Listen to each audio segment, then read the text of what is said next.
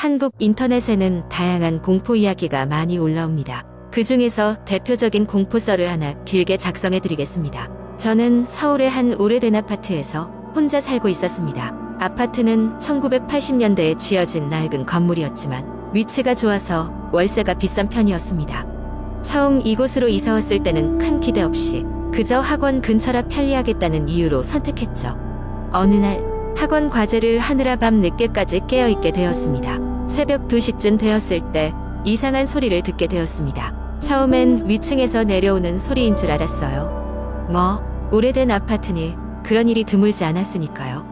하지만 그 소리는 분명 이상했습니다. 마치 무언가가 천천히 끌려가는 소리 같았거든요. 처음엔 별 생각 없이 넘어갔지만 다음 날 밤에도 같은 시간에 같은 소리가 들리는 겁니다. 이번에는 조금 더 신경이 쓰이기 시작했죠.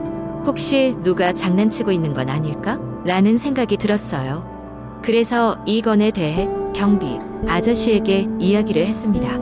하지만 경비 아저씨는 별다른 대답이 없었습니다. 그냥 오래된 아파트라 그런 경우가 종종 있습니다. 고하셨죠. 그렇게 일주일이 넘도록 매일 같은 시간에 같은 소리가 들려왔습니다. 그 소리가 들릴 때마다 서늘한 기운이 맴돌기 시작했어요. 도저히 무시할 수 없게 되었죠. 그래서 소리가 들리는 방향으로 조심스럽게 다가가 보았습니다. 발소리를 죽이며 문에 귀를 대고 들어봤죠. 그 순간 한기가 등골을 타고 스쳐 지나갔습니다. 소리의 출처가 제 아파트 내부라는 것을 깨달았거든요. 절망감이 밀려왔습니다. 설마 귀신인가? 라는 생각이 머릿속에 스쳤죠. 온갖 생각이 머릿속을 헤집고 다녔지만 저는 이성적으로 문제를 해결하기로 했습니다. 다음 날 저는 샤워실의 배수구를 확인해 보기로 했습니다. 오래된 배관이 소리의 원인일 수도 있었으니까요. 하지만 배수구를 살펴봐도 별다른 이상은 없었습니다. 며칠을 더 고민하던 끝에 이 소리가 들릴 때마다 제가 녹음을 해보기로 했습니다. 휴대폰으로 녹음을 하고 다행히 그 소리가 정확하게 녹음되었습니다. 하지만 그날 밤 녹음을 재생해보다 놀라운 사실을 발견하게 되었습니다. 녹음된 파일에는 분명히 누군가의 숨소리가 들려왔습니다. 사람의 숨소리였습니다. 하지만 그럴 리 없거든요. 그 시간에 제 집에는 저 외엔 아무도 없었으니까요. 심장이 쿵쾅거리기 시작했습니다. 이제는 단순한 소음 문제가 아니라는 사실을 깨달았죠. 저는 경찰에 신고하기로 결심했습니다. 경찰은 상황을 듣고 전문가를 보내 조사하기로 했습니다. 다음 날 전문가가 집안을 철저히 조사했습니다. 그리고 놀라운 사실을 밝혀냈습니다. 제 아파트는 원래 판자촌이었던 곳에 세워졌고 그 과정에서 많은 사람들이 집을 잃고 쫓겨났다고 하더군요. 그중 일부는 억울하게 숨진 이야기도 전해졌습니다. 제가 듣던 소리는 그들의 영혼이 남겨진 흔적일 가능성이 있다는 이야기를 듣고 말았습니다. 결국 저는 거기서 살 용기가 나지 않아 이사를 결심했습니다. 다른 곳으로 이사를 가고 나서야 비로소 안정을 되찾을 수 있었습니다. 시간이 지나면서 그 일은 잊혀졌고 새 집에서는 더 이상 그런 이상한 소리를 듣지 않게 되었습니다. 하지만 가끔씩 밤에 자다 깨면 그 소리가 아직도 귓가에 들리는 것만 같은 기분이 듭니다. 아직도 가끔 그 이야기를 떠올릴 때면 등골이 오싹해집니다.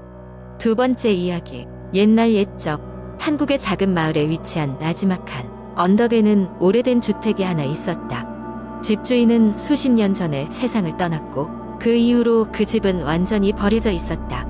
마을 사람들은 그 집을 검은 별장이라고 불렀으며 그곳에 가까이 가는 것을 금기시했다. 이유는 간단했다. 그 집에서 설명할 수 없는 괴이한 일들이 벌어지기 때문이었다. 모든 것은 어느 가을밤에 시작되었다. 마을의 한 젊은 부부는 모닥불을 피우고 별자리 구경을 하러 언덕 위로 올라갔다. 그들은 언덕 정상에 도착했을 때 검은 별장을 보고 말았다. 무언가 알 수 없는 끌림에 이끌려 그들은 용기를 내어 집 안으로 발을 들였다. 낡은 문이 삐걱거리며 열릴 때 오래된 먼지가 두 사람의 코를 자극했다. 집안은 어둡고 음산했으며 바람이 잦은 귀퉁이마다 미묘한 소리가 맴돌았다. 오래된 가구와 거미줄이 가득한 방을 지나 그들이 도착한 곳은 넓은 거실이었다. 그곳엔 낡은 피아노가 있었고 피아노 아래에는 이끼가 낀 한 권의 낡은 일기장이 놓여 있었다. 부부 중 남편은 그 일기장을 열어 먼지를 털고는 오래된 글씨를 읽기 시작했다.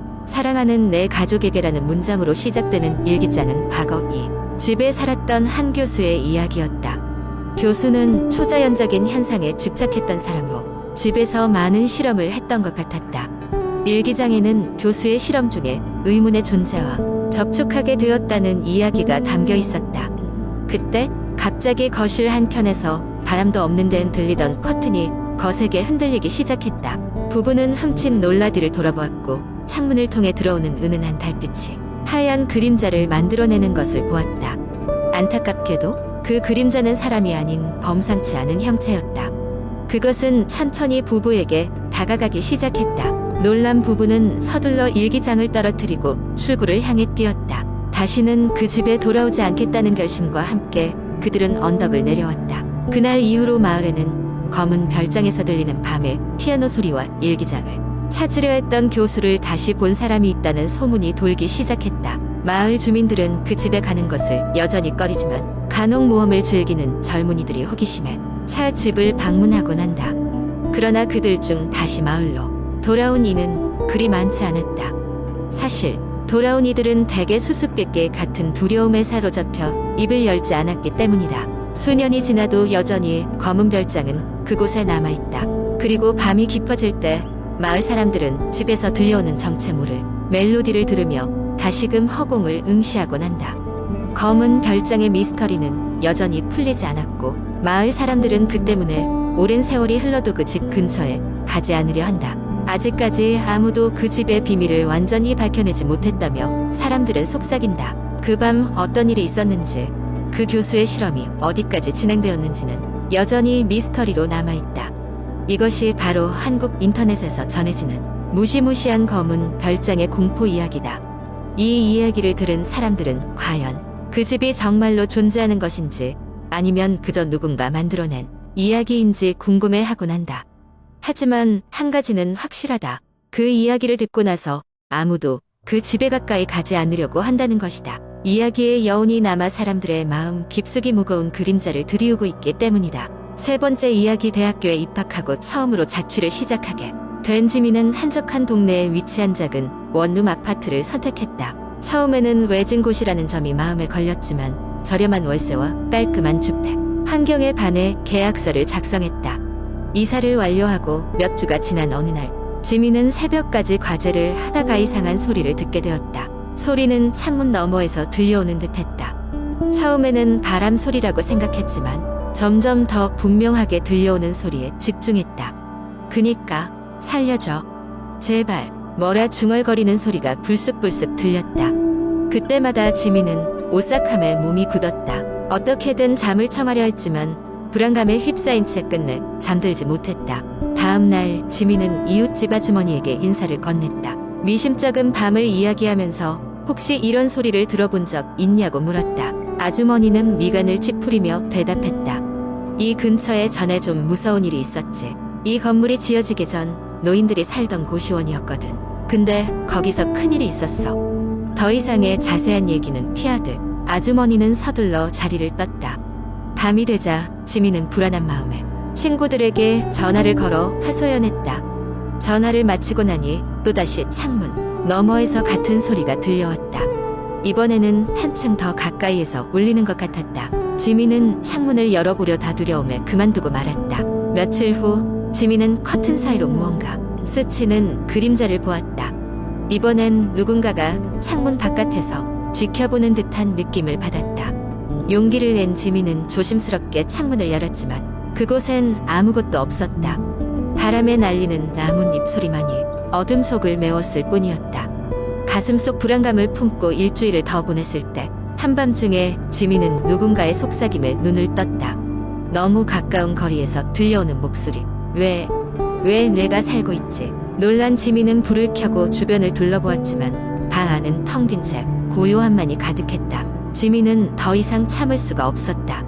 다음 날 아침 그는 이사를 결심하고 부동산 중개인을 찾았다. 중개인에게 상황을 설명하자 중개인은 잠시 머뭇거리더니 어렵게 입을 열었다. 사실 그 방은 계약이 잘 안 되는 방이에요. 전에 살던 학생이 이 방에서 실종됐거든요.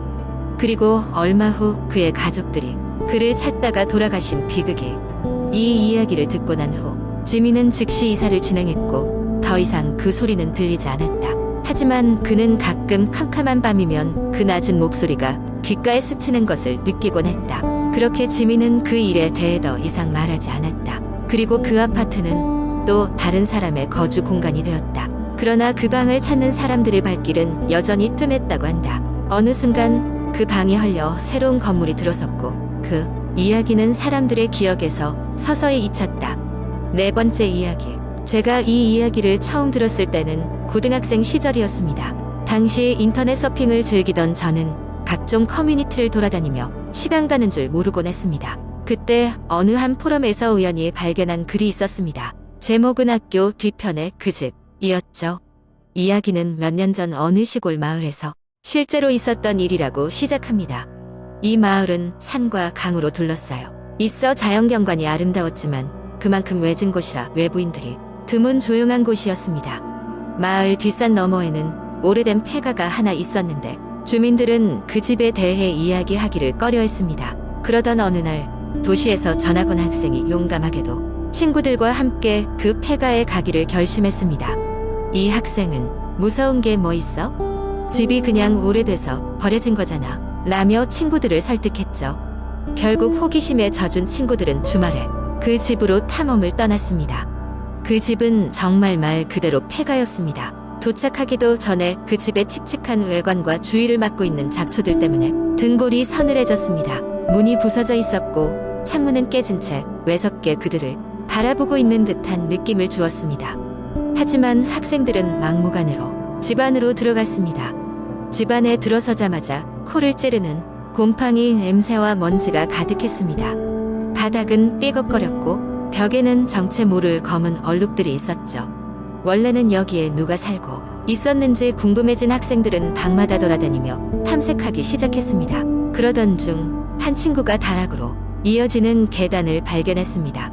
다락이 꽤나 위험해 보였지만 용감하게 선두에 섰던 주인공은 여기까지 왔으니 꼭대기에서의 뷰는 봐야지 라며 친구들을 이끌고 올라갔죠. 다락은 생각보다 훨씬 넓었습니다. 그러나 가장 끝에 위치한 작은 방의 문은 굳게 잠겨 있었습니다. 그 문 앞에는 낡고 바른 사진들이 흩어져 있었죠. 사진 속 아이들은 똑같이 생긴 두 쌍둥이 소년이었습니다. 그들의 표정은 이상하게도 아주 슬픈 분위기를 풍기고 있었습니다. 그때 갑자기 주변 온도가 급격히 떨어지면서 학생들은 소름을 느꼈습니다. 이제 돌아가자. 너무 으스스해. 한 친구가 말했지만 갑자기 문이 심하게 흔들리며 스스로 열리는 것 같았습니다. 그 방 안에는 고풍스러운 나무 상자가 하나 놓여 있었습니다. 상자 위엔 다정한 형제에게 라고 새겨진 문구가 있었죠. 주인공은 상자를 열어보려 했지만 갑자기 머리가 지끈거리며 알 수 없는 불안감에 휩싸였습니다. 마치 누군가 자신을 쳐다보고 있는 듯한 느낌이 들었습니다. 결국 그는 손을 떼고 뒤돌아 나가려 했습니다.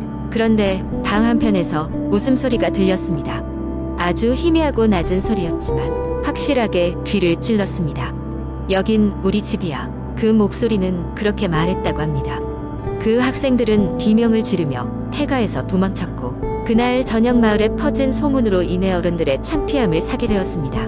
하지만 이후로도 그 폐가는 더욱더 공포스러운 장소로 남았고 다시는 아무도 그 주변에 가려 하지 않았다고 합니다. 이 글을 읽고 나서 저는 한동안 그 폐가 이야기가 머릿속에서 떠나지 않았습니다. 그리고 한 가지 궁금증이 계속 마음속에 남았습니다. 그 웃음소리와 그 방의 주인은 대체 누구였을까요? 진실은 여전히 그 집과 함께 산속 어딘가에 묻혀 있을지도 모릅니다.